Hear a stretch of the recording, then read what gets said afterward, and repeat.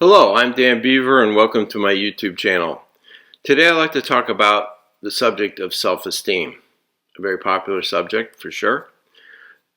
What does that mean? Well, I've talked about self-esteem as being a set of cognitive beliefs or attitudes about ourselves in a particular part of our identity. We have attitudes, either pro or con, high or low, and we have these judgments about ourselves.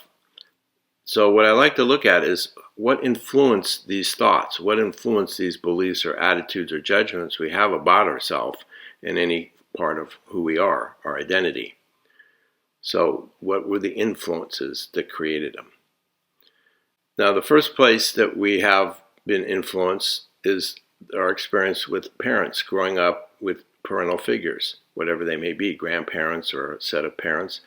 And what our parents believe and say about us has a tremendous bearing on our beliefs throughout our lives if we let it happen. And one of the reasons for that is because our parents get there first. You know, they're the first ones to say pro or con, good or bad, about who we are. And typically our parents base it on behavior, what we do, how we act, not who we are.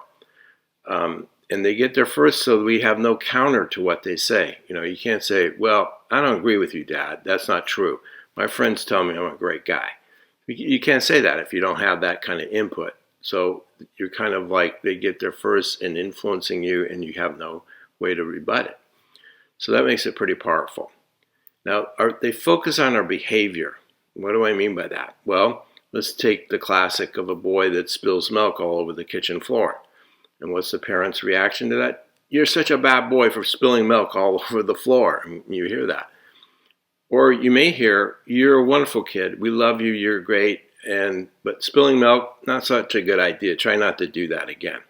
So that's talking about the individual instead of the behavior. But most people got, you're a bad boy because you spilled the milk. And then that sets us up with a connection between our self-worth and our behavior, which can be troublesome as an adult. Because let's say down the road, you know, you're married and your spouse says to you, you know, I don't like the way you load the dishwasher. Now you're going to hear that as they don't like you. You're going to take it personally, which is what most people do. They take it personally and then they get angry or really they feel hurt. You know, they'll say, you hurt my feelings by criticizing me about the way I load the dishwasher. So, you know, and then they get mad and then the other person gets defensive and they start having an argument over how they load the dishwasher. But it's really deeper than that. It's not about the dishwasher. It's about that they feel that they've been negated as a person. And that takes away their self-worth just because of that. So parents have a tendency to do that. So if you understand that, then you realize it's not that your spouse doesn't like you. They don't like the way you do something. And so who cares? I mean, nobody likes everything someone does. But it isn't defining your love or worth for them. We give power to our parents because we need their security. We need them to validate our worth because then we'll feel secure. Because the worst fear for kids is the fear of abandonment. And so we'll do, if they say this is really important to them, we'll try to do it to make them feel like they love us if we do that. So if a father really wants his kid to play football, let's say, and that's all important to him, and then the kid decides to play tennis, and then it's kind of like, this isn't good. So then the kid feels invalidated because he didn't get that approval. Poor kid. But a lot of people try to fit into what parents want, and then they kind of lose their sense of identity, really, because they're like being clones of their parents rather than what they are really about. And this struggle for that validation from our parents goes on into adult life. Some people, kids, adult children, still chase their parents' approval. They still want them to say they're okay, they're good, we love you. And the parents say, nah, you should have done better, you could have done this, and they get all upset by it, and they still want that approval.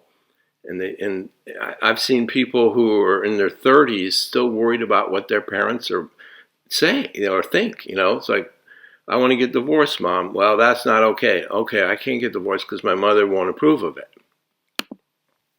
You give your mother that kind of power, you're an adult. I mean, we all like support. There's nothing wrong with that. But they're not going to necessarily say it's okay. But you have to be an adult and do what works for you, not them.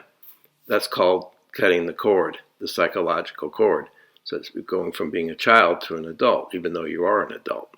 It's amazing how that people still get caught up into that. I realized when I bought one of my houses, my mother really flipped out about it because it cost so much, and the mortgage, and she, and from where she was looking at it, it was a lot because she bought a house for like $30,000. And this is now what? How much are houses today, and the mortgage and all that? So I realized my mother was coming from a very old, different place. And it wasn't that she was making me wrong. She just couldn't relate to it. So my mother's just a person. She's not the authority God up on the, up here. So don't give your power away to your parents. You can want their support, but don't let them decide what you do or not, because then you're still being a child. And that's really going to damage your self-esteem. So thanks for listening. Hopefully you find that helpful. I'm going to look at some other influences and we'll get back to you. Take care. Bye-bye.